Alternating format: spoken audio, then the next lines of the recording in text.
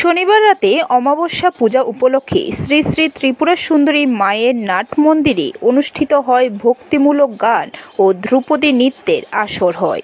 সংবাদে জানা যায়, দীপাবলি মেলার পর থেকে মাতাবাড়ি কেন্দ্রের বিধায়ক অভিষেক দেবরায়ের ঐকান্তিক প্রচেষ্টায় মাতা ত্রিপুরা সুন্দরী মন্দিরে প্রত্যেক অমাবস্যার দিনে অনুষ্ঠিত হওয়ার সাংস্কৃতিক অনুষ্ঠান।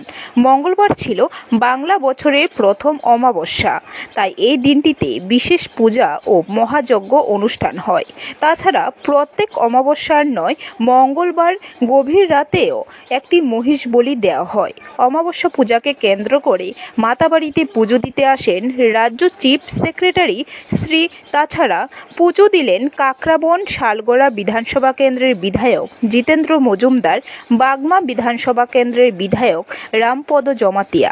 মঙ্গলবার রাতে আয়োজিত তথ্য সংস্কৃতি দপ্তরের উদ্যোগে সাংস্কৃতিক অনুষ্ঠান ছাড়াও জমাতিয়া হতা সম্প্রদায়ের লোকজনরা তাদের চিরাচরিত নৃত্য পরিবেশন করেন।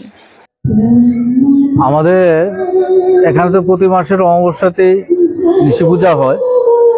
তো এই নিশি পূজা উপলক্ষে এখন এখানে মায়ের আরাধনা করা হয়, গান বাজনা এসব নানা রকম কিছু মাধ্যমে নৃত্য দিয়ে এখন থেকে এটা আজকে কয়েক মাস যাবত এগুলি চলে আসছে।